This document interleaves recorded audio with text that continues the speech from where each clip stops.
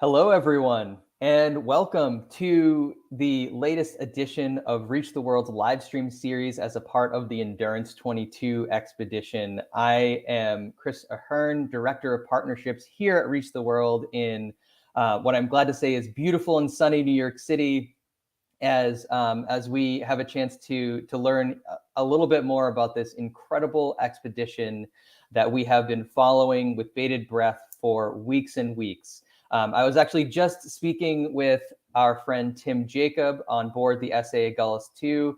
It seems as though they will be making their way back to Cape Town over the weekend, where they are really excited, I think, to be on land for the first time in a little bit, rather than ice or the ship. And so we'll have some really fantastic updates with him very, very shortly. Now, I would love to, I'm going to introduce to you a very special person who I am so excited to introduce to you all today. He is someone that we at Reach the World and those of us who have been deeply involved in the expedition have known for a while, but I don't think he's as well known to you all, our amazing teachers and students. And so I want to give a chance for him to introduce himself, how and why he's involved in this incredible expedition, and then we'll jump into some really cool questions. We have two amazing groups of students live on camera that will be joining us later in the presentation. I would also like to say hello and welcome to all of you who are out there on YouTube and following us today. Please tell us where you are where you were tuning in from in the chat. We would love to be able to do that. I see some amazing questions. We'll try and get to those as they come up. But we're really excited to speak with you all today. So with that, I would love to introduce you all to my friend. His name is Donald Lamont, and Donald, tell us a little bit about you and how you are involved in this amazing expedition. Well, for many years, I was in the British diplomatic service, and from time to time, I had contact with people dealing with Antarctica. And that was particularly true in one of my jobs. I was governor of the Falkland Islands, the islands just off the tip of South America. And because of that role, again, I became deeply kind of involved with different organizations dealing with Antarctica. And a few years ago, a non-profit organization that I chaired conducted a search for, not in Antarctica, but near the Falkland Islands, for warships that were sunk in the First World War. That was successful. And so we had the opportunity a few years later. Someone said, why not organize a search for Endurance in the Weddell Sea? And so we said, that sounds a good idea, and off we went.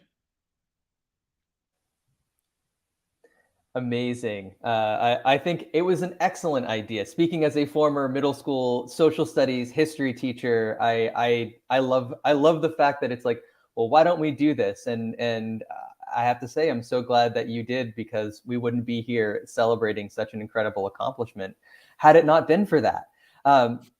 So let's just jump into some of these questions. Let's talk a little bit about the beginning of this Endurance22 expedition. Could you maybe explain a little bit about the Falklands Maritime Heritage Trust role on the expedition for our students, and tell us a little bit about where the idea came about?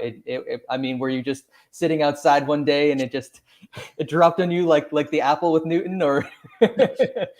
A bit like that. No, I think if we go back kind of a number of years, I was in a charity that is a non-profit organization, that supports a museum in the Falkland Islands. And someone approached us and said, I would be kind of willing to give money to do a search for these warships that were sunk in World War I. And we thought, well, our organization is not really set up to do stuff like that. And so we set up a new organization that was kind of set up so that it could engage kind of people on contract to do the sort of searching that would be needed.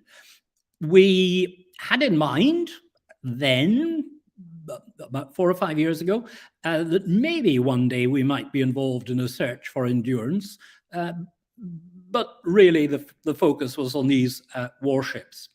Then about 3 years ago, just a little bit more, I began to see emails about an expedition to the Weddell Sea, and I became involved in that just as an individual. It wasn't our organization, but I became involved partly because I knew people who dealt with Antarctic matters, and so maybe I could give advice or help with the contacts.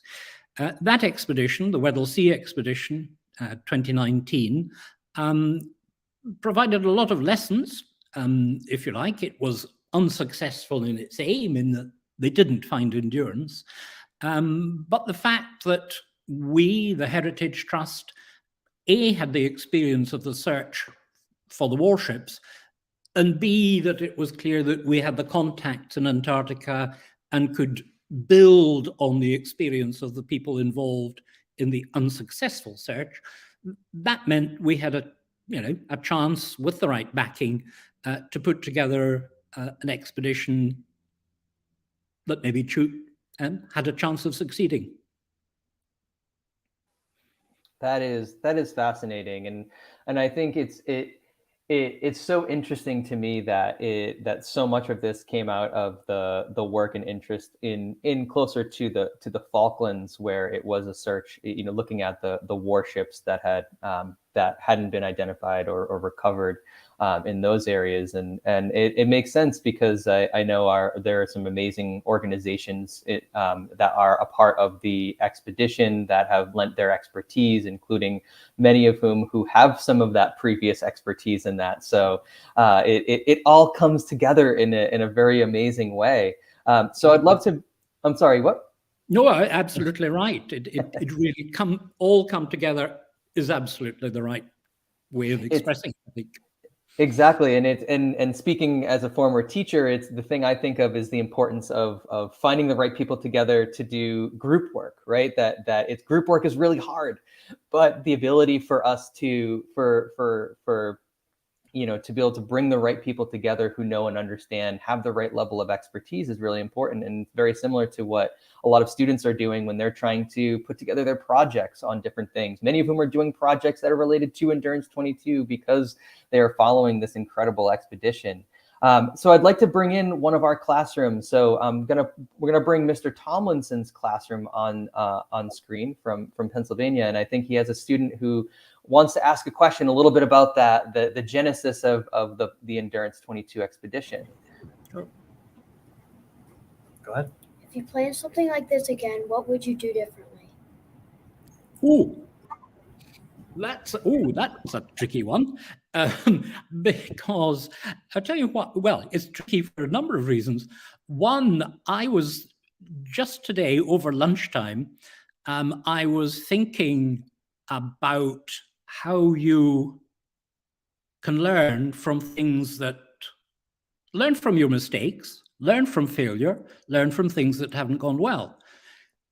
What do you then do when it actually is successful? This expedition has been successful.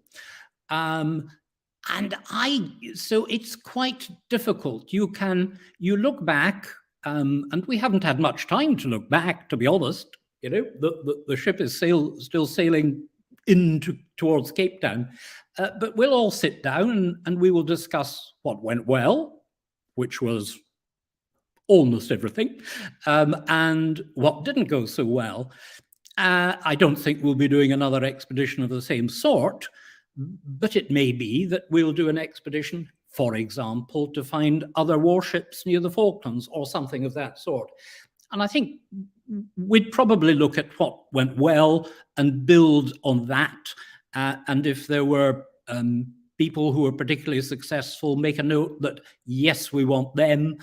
If they weren't, if they were not so happy, or if they didn't work so well with others, then you would look to perhaps appointing someone else. But really, it's not arrogant to say, this expedition was very successful. So there are not many mistakes that we would want to or need to go back and reflect on. I think there's something too. I think, by the way, great question, Mr. Tomlinson's class. Sure. We didn't get the student's name, but very, very excellent question. I think the piece that I would probably add in for your students would also be that it's about taking what worked well and trying to understand how to adapt, how to make it work in a different circumstance and in a different situation. If you were to search for something else that was similarly important to history, because, for example, just to use your example of using the right people, that Captain Knowledge Bengu, who has been this incredible ice pilot and captain, who was also the captain aboard the Agulhas in 2019, if you aren't looking for something in the ice, he may not be the right person, as good as he was. So it's about adapting and adjusting the circumstances. Can I add a supplementary, sure. Chris? Yeah, because if we go back to, I mentioned the Weddell Sea Expedition of 2019, Reach the World was involved in that expedition, but not having someone from Reach the World actually on the ship. There was someone else who had a different job, if you like, who did a lot of really very good work for Reach the World. But because she had another job, she was under an awful lot of pressure. And we thought, well, that's unfair, and we don't want to repeat that. So on this occasion, we said to Reach the World, would you like to send someone of your own team? And so that, that is a, if you like, a lesson learned, and something I think we did better this time than was done on the expedition 3 years ago. I think it's a great example of that, and also in that fits into, we have one of our groups that are joining from Brazil on YouTube asked that question about the differences in planning between 2019 and 2022, and I think that's an excellent example of the thinking about taking what went well, taking what wasn't, what could be improved upon. And doing that, and I do need to say, just because you mentioned her, this is a shout out to our friend Holly Ewert, who was our amazing voice on board the 2019 Weddell Sea Expedition, and we still keep in touch with her and think the world of her. But we were very glad to have Tim on board this time around, for sure. Let's bring in Miss Schaefer's class in New Jersey and see if we have any student questions there.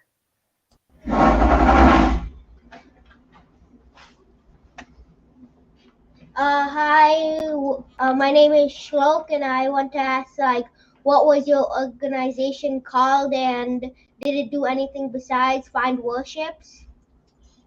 Okay. Yeah, we're the Falklands Maritime Heritage Trust. The Falkland Islands, I've explained kind of where they are. There was a map up on the screen. Maritime heritage is kind of a rather posh way of speaking about history, and history to do with the sea. Around the Falkland Islands, there are a lot of wrecks because the waters down in that part of the world are particularly stormy. And if you go back kind of 150 years or so, a lot of sailing ships, before there were steamships and ships powered by diesel or whatever, the sailing ships would come round the tip of South America, very often were damaged, and would come to the Falkland Islands to be repaired, or some of them didn't make it and they sank. And so there are loads and loads of stories there. And we have begun kind of on our website to tell the stories of some of these ships, so that Falkland Islanders know more about their own history, and other people around the world can learn more about the Falkland Islands. So I think if we're not going to go after more warships or sunken ships like that, there is still work to be done to tell stories of all these historic ships that that were lost in storms or sank because of the damage that was inflicted. And I think it's just important to mention, especially while we have the map up here, that point, we have that little point in the arrow, that little speck of land right there, that's the Falklands. And you can see that it's really close to the southern tip of South America. And that area, like Donald was explaining, is extremely dangerous. Only the best sailors can really navigate the waters through that passage, coming around that southern tip, known as Tierra del Fuego. So it is an area I want to make sure for all of you, and this is me as being a former geography teacher, that we want to understand that's why the Falklands has this amazing connection to maritime heritage, because it was such a dangerous area to sail for many years until they built a canal in Central America a little bit farther up, so ships didn't have to make it all the way around. And so ships still do that sometimes too. And so the importance of understanding that is it's really fascinating. And maybe, Chris, while the map is on the screen, if you look a little bit to the right of the Falklands, and it really looks like just a speck on the screen or whatever, but actually there is the island of South Georgia. And if you've been following this, you will know that the ship, the Agulhas II, called in South Georgia because that was the place where Ernest Shackleton ended up. Kind of he escaped from Antarctica, went to a place, Elephant Island off Antarctica, and then an extraordinary kind of journey in a lifeboat to that tiny little speck that's called South Georgia. And they crossed the mountains there, which are very high and very rough, got to a place where there were other people, and from there they could launch a rescue of the men who'd been left on Elephant Island. And you can see it's quite a long distance from South Georgia to South Africa, to Cape Town, where the ship is now heading, where it's very close. But South Georgia is a stunningly beautiful place. And the team on board Agulhas were delighted to have the opportunity to go there, to visit the grave where Sir Ernest Shackleton is buried. And we've illuminated in the map. You can see there where South Africa is, and Cape Town, you can imagine, is on the southern tip of South Africa. And just for everyone's knowledge, this map doesn't actually include Antarctica on it, so you can imagine that it's so far south in this map that it's not actually even there. And so that's just an idea for all of you about the distance that both the SA Agulhas II has traveled, but also the incredible distance that Sir Ernest Shackleton and his crew managed to travel in order to be rescued. That they were off the map, this map that we're showing you, in Antarctica, and then they had to make their way essentially on the map in nothing more than a rowboat in extremely dangerous seas to be able to be rescued, which is why we value that story so much. I'd like to shift now just to our another topic, which is about putting together the team. So, and we've talked a little bit about this in terms of the understanding what went well and what areas you wanted to adjust and make improvements on from the 2019 What Else Sea expedition to Endurance 22. So maybe you can talk a little bit about the decision making behind putting together this incredibly wonderful expeditionary team. Well, yes, it's I suppose that in a way was kind of a large part of my role, to get the various kind of elements that you need in an expedition to put them together. But one thing that kind of was maybe different in this expedition from some others is that it was very important to us to send out messages, to send out news, to send out stories in different ways, so that people who are not familiar with the history of Sir Ernest Shackleton, who didn't know maybe much about Antarctica, that we could reach them and give interesting and exciting information about all of that. And really kind of what the way this happened was that I thought, well, Reach the World had a really exciting approach to getting information and the faces of explorers and scientists into classrooms. So let us start with that. On the other side of the Atlantic, if you like, my side of the Atlantic in the United Kingdom, there is an outfit called the Royal Geographical Society, and they have a rather different approach, but they also produced a lot of material for the Weddell Sea expedition about Antarctica and about the expedition. I thought, well, let's give them another opportunity to engage with this expedition. And in the middle, I kind of wanted to find some organization that would work well with both Reach the World and the Royal Geographical Society, and would kind of magnify the effort that those two organizations were making in order to bring stories to the biggest audience possible. And so we found a company, if you like, called Little Dot, linked with another company, History Hit, which is created by a British television presenter and historian, Dan Snow. And we talked to them and got to know them. They talked to Reach the World, and what came out of that seemed very positive. And so you move forward and make a judgment. Kind of, you think, right, these people can work well together. So let's sign them up, if you like. We'd be very pleased if they joined the expedition. Similar work was going on the engineering side. We managed to get someone called Nico Vincent, who I think you may have seen on your screens. And he is experienced in kind of underwater searches, subsea searches.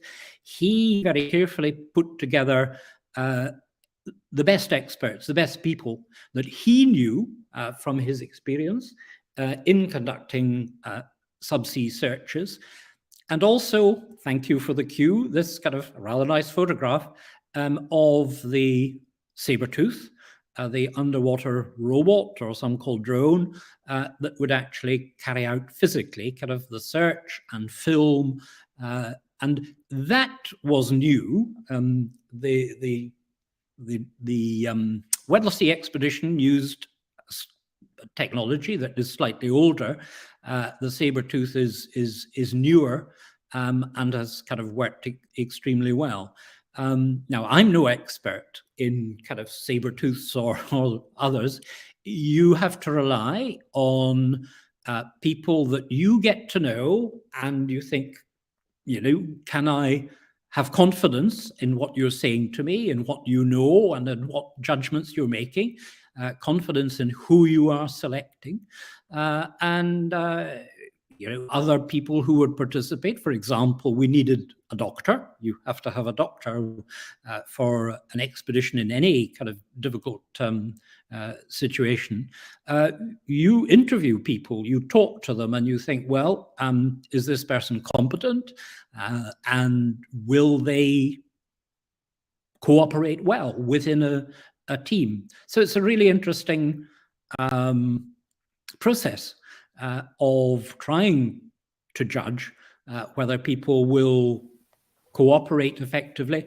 After all, on a ship where you're limited, there's no escape, as it were. You're limited. You kind of have to get on with everyone, and if people are not going to cooperate, then you're not going to succeed.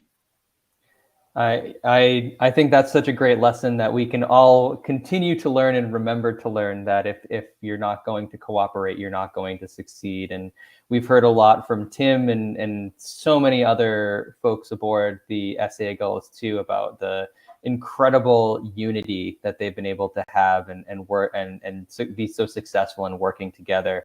I think that we actually haven't had a chance to speak directly with Nico Vincent, but we have her spoken with other members of the subsea search team, Yeah. and we've definitely seen photos of Nico, but I am completely in awe of the work and tirelessness that they did, working 24/7 while the search was underway. So I want to mention two things. Number one, I do want to quickly mention, because I do see there on the screen, a small hello to Paul, who is joining on YouTube on behalf of Little Dot and History Hit. Little Dot has been such a wonderful partner. We actually shared a walkthrough that Dan and Little Dot did on the ship, to walk through the ship so our students can really understand the absolute stunning size and functionality of the SA Agulhas 2. And we're always thankful to be able to work alongside Dan and the rest of the Little Dot team. Very quick, I do want to mention a very brief hello to all of the different folks that are joining us from Texas, Brooklyn, New York, Hillsdale, New Jersey. We have people tuning in from Italy, Brazil, Maryland, and South Africa. So we have a very international group joining us, and welcome to all of you. Before we bring in the students, I wanted to have one brief follow-up question about the team. Specifically about if you could talk a little bit about the importance of the selection of John Shears as expedition leader, and then also of Menson Bound as our lead archaeologist. So if you talk a little bit about that, because obviously those two people have been really important. They have indeed. And you can see I'm grinning at the memory. Quite a few years ago, when we were, I suppose, talking about German warships, in a small group, I said, look, if we're ever going to go to Antarctica and search for Endurance, the guy that we should get hold of is a guy I've known for several years, called John Shears.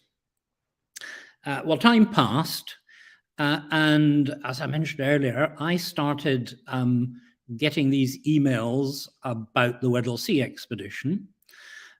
Menson Bound is, I'll come to him in more detail, but he is kind of Falklands born. He is kind of he's a trustee of the Falklands Maritime Heritage Trust. I was getting all these emails, and I said, Menson, you must tell me who these people are and what they all do. I have no idea. So I, in London, sat down, had a coffee with Menson. We went through these people, and I said, but who is there who knows about Antarctica? And he said, well, actually, no one. And I think, well, I said, if you're going to go to Antarctica on an expedition, I think you need someone who knows Antarctica. And I know the person you need. And the person you need is John Shears. And so John Shears kind of was sitting at home quietly in Cambridge doing, whatever, when I rang him up. Now, we probably hadn't seen each other for a number of years. And I said, do you want to lead an expedition to Antarctica to find Endurance? Well, yes, he did. And so John immediately joined the team on the Weddell Sea expedition and was a really successful expedition leader, which is why he was appointed to lead this expedition. Menson Bound was he was born in the Falkland Islands. He has been involved in searching for wrecked ships, lost ships over many years. And he was the one who kind of helped steer us in the direction first of the being able to secure the funding to conduct the search for the German warships, and then that built into this effort to find Endurance. And Benson, over many years, this is a very well-timed photograph. Over many years, kind of Benson has spent time in libraries looking at charts, looking at diaries of people who were on the original expedition when the Endurance was lost. And so he was thoroughly immersed in the detail that was needed. Add that to John's Antarctic experience, and you have a kind of successful duo. But I think they would also say, but add in, to make it a trio, Nico Vincent with the kind of technology and the subsea team that were best equipped to physically conduct the expedition, and you've got a trio of people, really ideal trio to conduct this expedition successfully. I think the important thing to highlight here for our students, and we're going to bring in Mr. Tomlinson's class in just a moment, but I think the important thing here is to show how when we're talking about people like John Shears and Benson Bound, they're both extremely accomplished people themselves, but they have very different sets of skills. That Benson is an incredible archaeologist, and John is in a lot of ways, while he does, I know he has a doctorate in geography and he's extremely proud of that type of work. He's been working in expeditions for many years. And so to be able to bring in those people, and then Nico Vincent, who has such a deep expertise in leading subsea teams and the technical aspects of manning, of controlling these autonomous underwater vehicles, remote underwater vehicles, and using them effectively in a search like this, which was a massive search grid. That to be able to bring those different skill sets that complemented one another, I think is important. So it's like, so for those of you that are learners that are watching, remember that the best way to put together a team, a group, is to find people who don't all are the same as you, right? It's important to bring people who are different, and to then allow, so each of you have different strengths that can all contribute toward that whole. I see in Mr. Tomlinson's class, we have someone who's ready for us to ask a question. So let's bring Mr. Tomlinson's class on screen to see if you have a question for Donald. What kind of skills or traits were you looking for when choosing expedition members? Well, you need a whole range of skills, and no one person is going to have all those skills. You have, on the one hand, you need the deep knowledge of the Shackleton expedition. You need the knowledge of where they think they were, or thought they were, when the ship sank. You need to know about the ship. How would a ship like that behave when it's crushed by ice and then sinks? Ships, when they sink, don't go straight down. It's not like a stone that goes straight down if you drop it in the water. A ship will move, it will kind of sink while it moves in a certain direction. So there's a whole range of different kind of skills around that. You need people who can plan ahead. Nico Vincent is very different from me, and we get on extremely well. Nico is a planner, a meticulous planner in the sense of what engineering you can do, how you organize, how do you can't just turn up somewhere, put a machine in the water and hope it finds the wreck. You have to think now, where is the wreck most likely to be? But we could be wrong.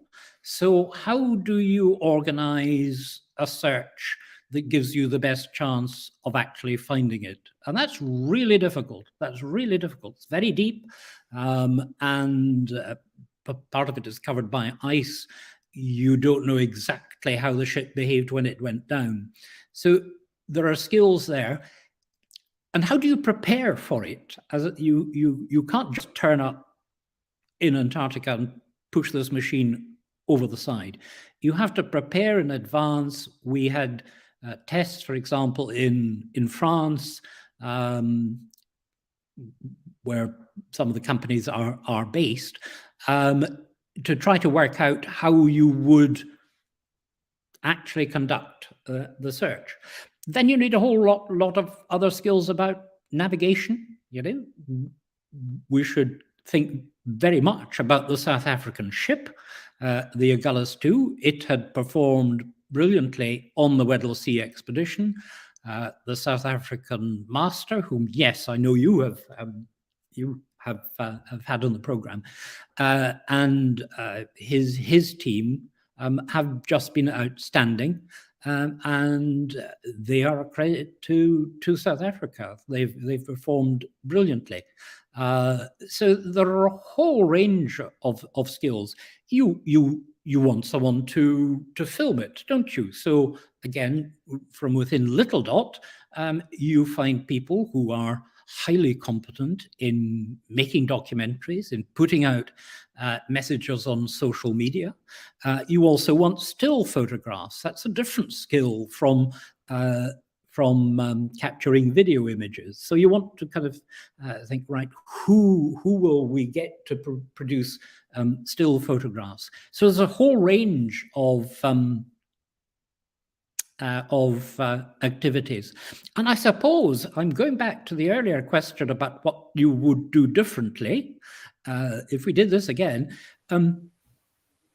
There's been some really interesting comment about the photographs of the wreck of Endurance and what growth, what kind of creatures you can see there. Well, there's no one on the ship who can give you an answer on that. That's going to have to wait till all of the images come back, and scientists will be looking. So you could say, okay, if you're going to go back again, make sure you've got a different team of scientists, because this is something we hadn't prepared for. So but you can only take so many people. You can't cover absolutely every option, every choice.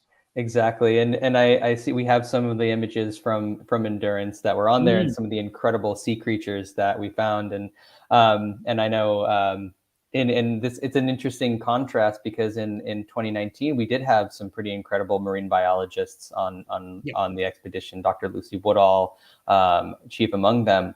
And so I am very excited to be able to see what some of the those leading biologists say about these things once we get all of the amazing media back from the expedition. Let's bring in Mr. Tomlinson's class again if any of your students have any other questions about putting together the team, because that was a great question, and I want to know if anyone else has any ideas, any thoughts.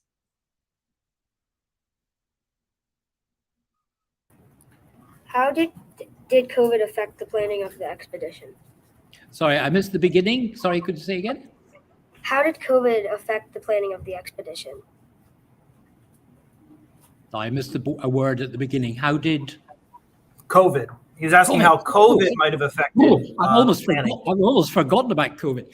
Yeah, but I shouldn't. I have to say, here in Scotland, we shouldn't forget about it. No, that's sorry, kind of masks are a problem. In planning the Weddell Sea expedition, the most serious difficulty was ice. In planning this expedition, the most serious problems were ice and COVID. And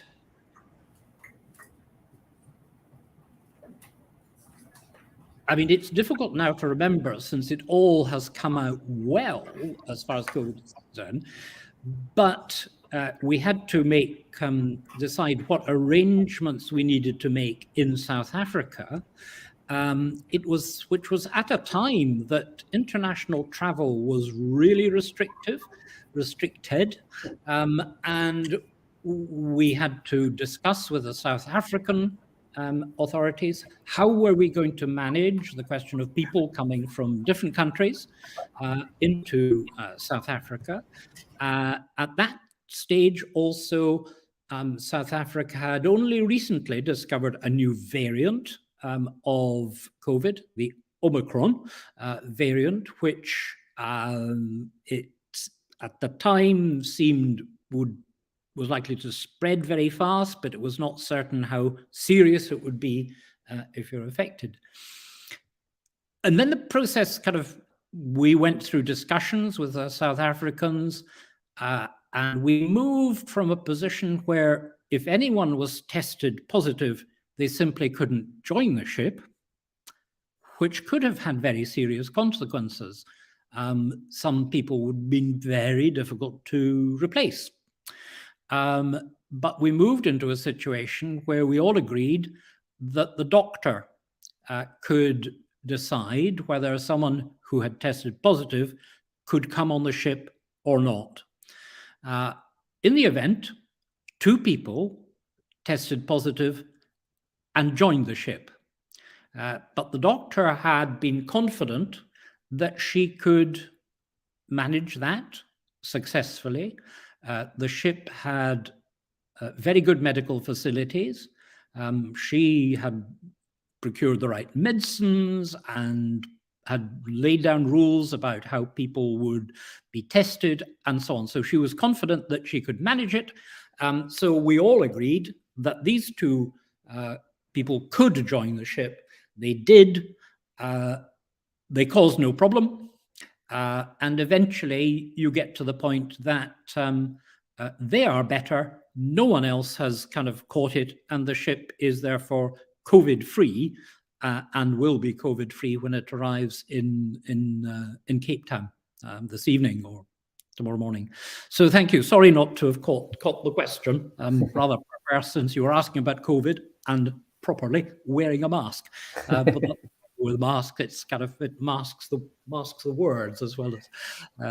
But a very important question. It was a really serious issue for us, and in fact, there was I haven't spoken much about the scientists on board, who mostly are German. There are some South Africans.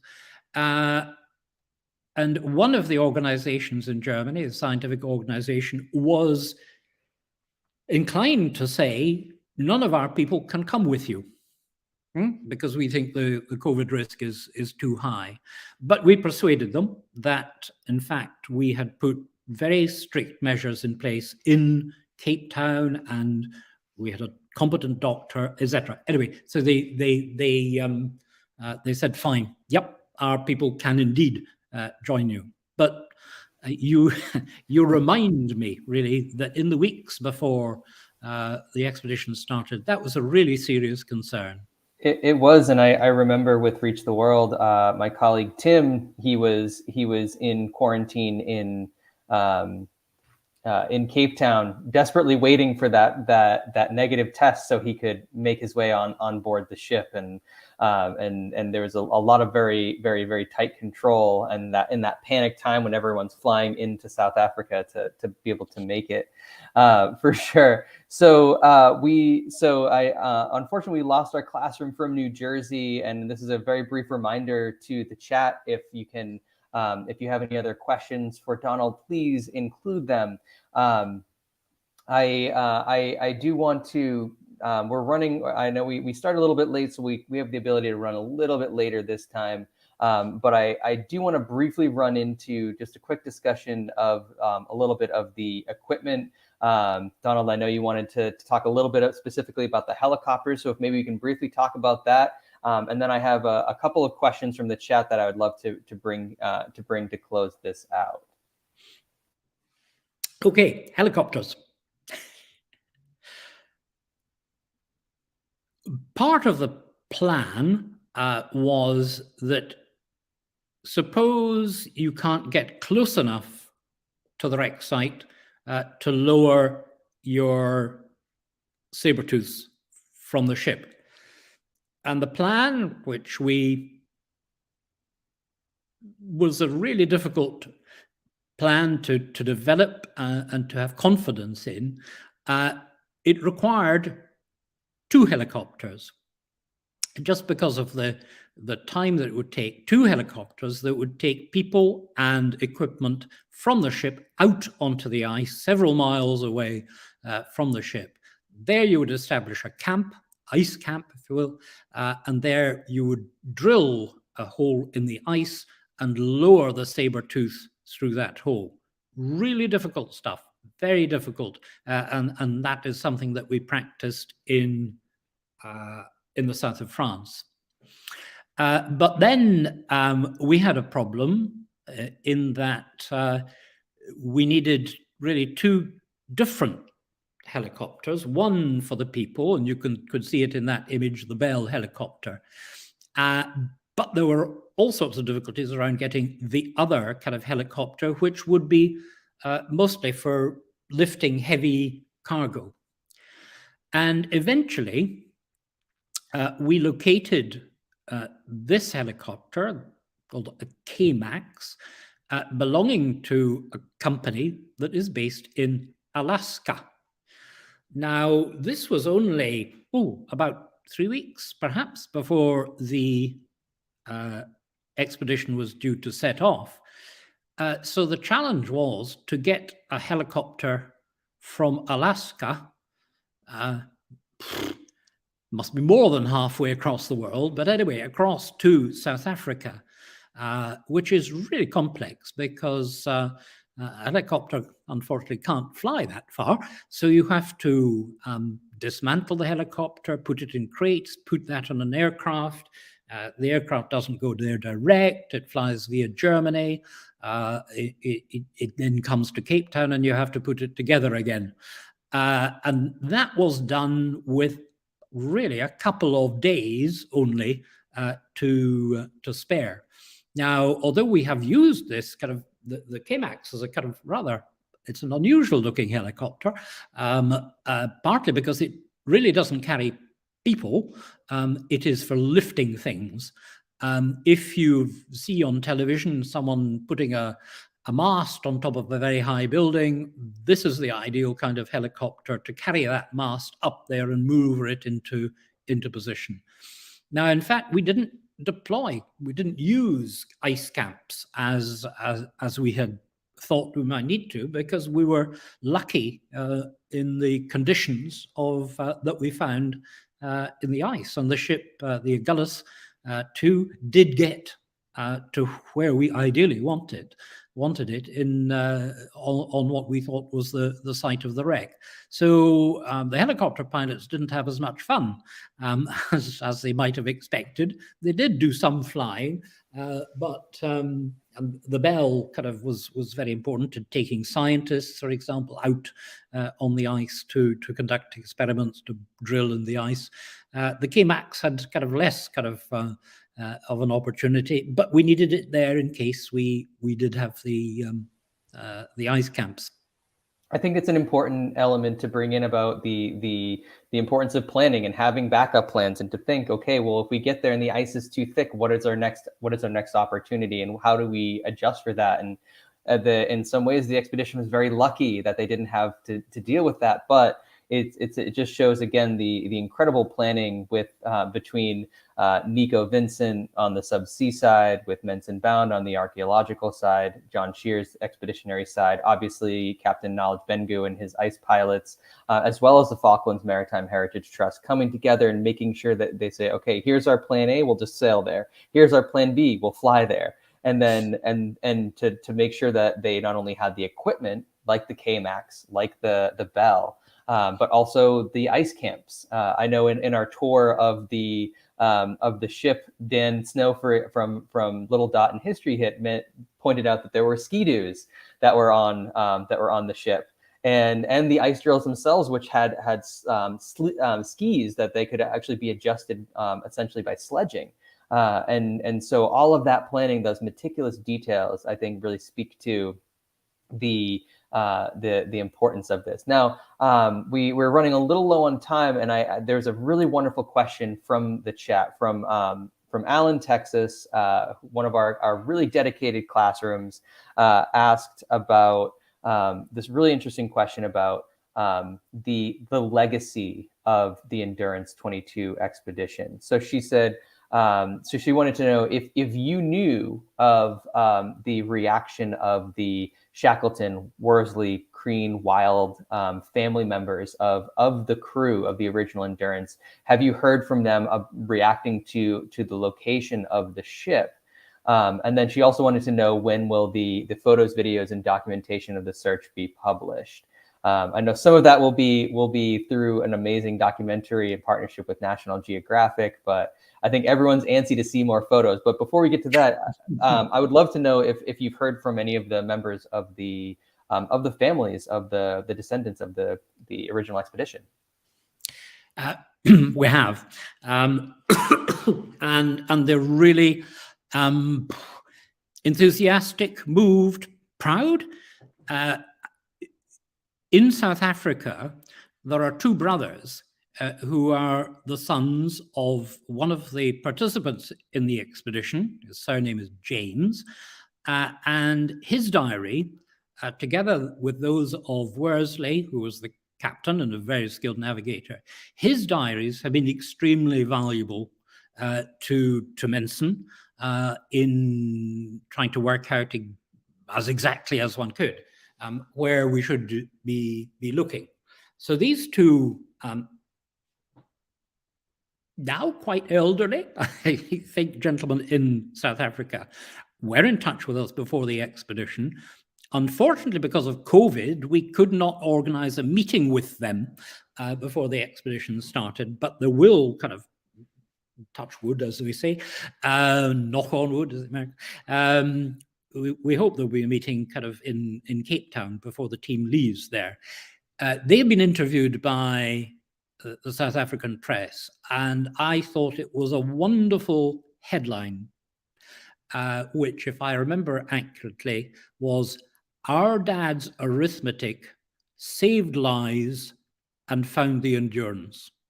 And I think that just as a wonderful comment on what was done and how Menson and the team relied on the diaries, not just of Worsley, but of James as well, in order to determine where we should look. But also in here, I've had, there was a Scotsman, I'm from Scotland myself, so slight bias, but a Scotsman, Wordy, on the expedition, and one of his descendants, Philippa Wordy, kind of, I remember, a very excited message. So the tremendous enthusiasm there. And people are kind of, sorry, I'm switching it away to the next part of your question.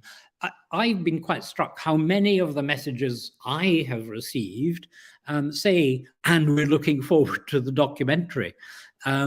So there's a lot of excitement about the documentary. Those involved in making it think it's going to be a really kind of interesting, really kind of successful, and will bring out the achievement of the people, in particular, on the ship. So yeah. I wanted to see if we could bring back Mr. Tomlinson's class. I see you're coming back. Mr. Tomlinson's class, actually, they ran down to get some lunch, and a number of them came back because they wanted to hear from you. And I believe that someone has a question for you, Donald, about that. Sure. Yep. How did you feel? How did you and the crew feel when you found the Endurance? Well, it's quite interesting. Actually, I mentioned the relative, Philippa Wordy. And I responded to her message, which was of congratulations and excitement. And so, but hers was, I think, the only one that said to me, "I bet you felt relief." So yes, you're excited, but actually you're relieved. And why? Because what would it mean for Menson, for John, for Captain Knowledge, for others, if they went to all that effort, put in all that planning, and didn't find the wreck? It would have been really difficult for them, I think, to come to terms with that. So you're excited, you're delighted that it has been found, but you're also relieved for them because of how negative it would have been if they'd not correct. And I think, was it you, Chris? I think, you use the word luck, and I think that is right, as well as all the skill that goes into it. It's like any sport, kind of the sport you play. You may have skilled players, you may have talent, whatever. You need a bit of luck as well if you're going to win against good opponents or dangerous opponents like ice and COVID. And so I think the relief piece, though, I want to just quickly mention that because I think it's important to mention two things based on what that was. Number one, that big difference between the Endurance22 expedition and the Imperial Trans-Antarctic expedition of 1915 is that Shackleton owned Endurance. It was his ship or his ship to command as the expedition leader. You did not own the S.A. Agulhas II.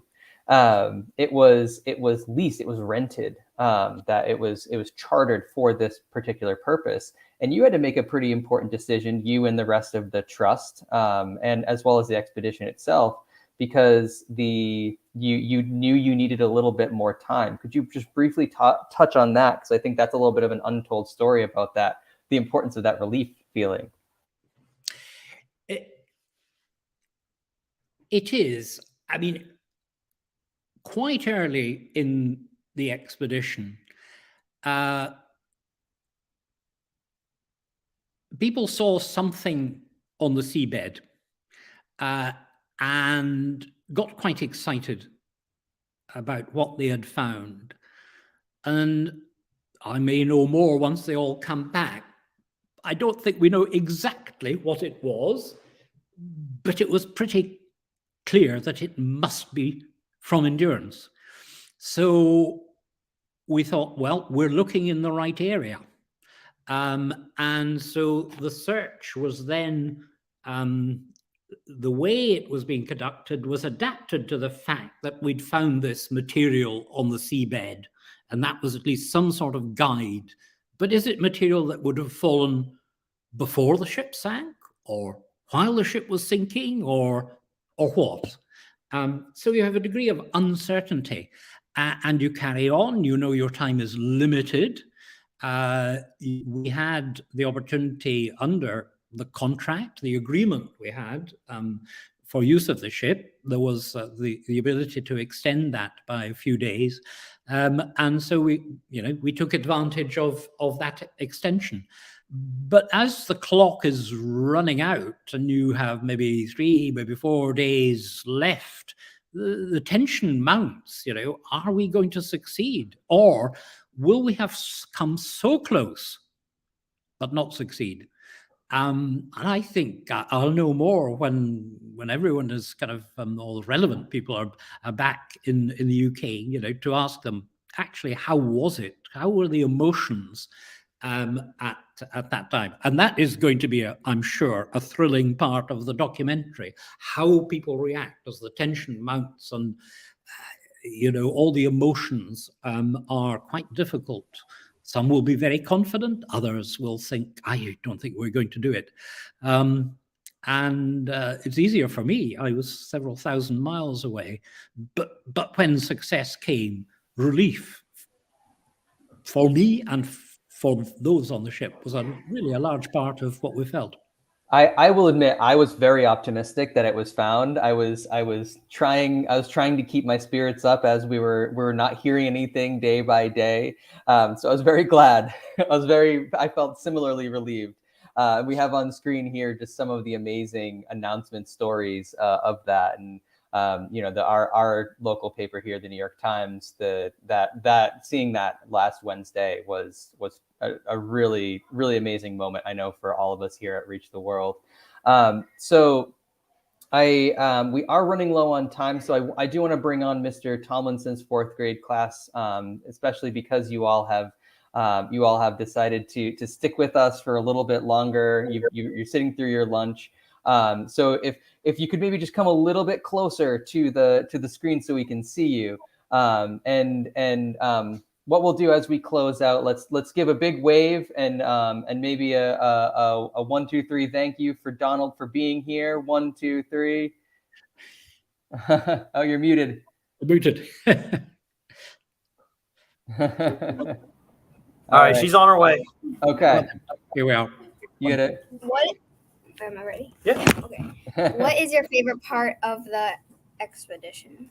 Okay, let's close it out on that question. How about that? I mean, I'm almost going to avoid your question because I said to someone recently that somebody might say, okay, now we found it, now the work begins. Because the documentary is being made, but there's also so much information gathered by the saber-tooths, by their sensors, that I haven't seen, but that will enable us to produce 3D models, to produce holograms, to kind of for display in museums or art galleries, in schools, and so on. So there's a heck of a lot of exciting stuff. And I know nothing about that kind of field. I'm a diplomat, and so I'm going to be learning a huge amount in the months to come. And for that matter, that will turn out to be my favorite part, but we'll see. And for that matter, the biology, right? To be able to take some of those amazing high-res images that we've gotten, the 4K footage, all of that additional image, we've only scratched the proverbial surface of what we've been able to see on that wreck. And some of the coverage that I've read personally said that there might be some new species of deep sea animals that have been found that happen to find themselves on the Endurance. But with that, Donald, we are low on time. On behalf of Reach the World, on behalf of all of our guests from around the world who have been joining the live stream today, those people who will be joining us in the future, hello to the future. We really appreciate you all being here. I see Mr. Tomlinson's class is on here. Let's give Donald a big wave, and if you can unmute just to say, give a nice big thank you to Mr. Thank you. Thank you very much for your interest. Thank you. Thank you so much. And also on behalf of our friends in New Jersey who had to also skip out to lunch a little bit early, I do want to extend a hearty thank you. They absolutely loved the conversation as well. But to everyone, we really appreciate you being here. Donald, thank you so much for your time and for sharing with us a little bit of the incredible planning that goes into such an amazing expedition, especially one that has been so successful, such as this. Thank you, Chris, kind of for this time, but also congratulations to Reach the World and kind of what you've put together and what has come back from Tim. I mean, I have not had the time to look at everything that has come back, but I've dipped in, and it has been kind of fantastic. So we're kind of really kind of in the trust very kind of happy and proud of what you've been able to do and the reach that you've had. So thank you for that. It was a very important part, as I've said, of our planning. It has been just an incredible experience for us, and I know I am not speaking out of turn on behalf of Tim to say that, and just like what it is for the entire expedition and for the Falklands Maritime Heritage Trust, the expedition continues for us. We have a lot more footage we know from Tim that he's excited to share with us. He has a video that he's going to be sharing with us early next week from South Georgia Island, from the chance. He's showing us a little bit of what that absolutely stunning place is. We also have a little bit of a brief conversation with Tim on their last day on the ice, which we will be releasing soon. So we're gonna go through some of that footage and so much else. So we we're really excited to continue the expedition as well, and to continue those conversations, share resources, and to inspire people young and old to be following this absolutely wonderful expedition. So with that, thank you, Donald. Thank you, everyone, for being here. And until next week, this is.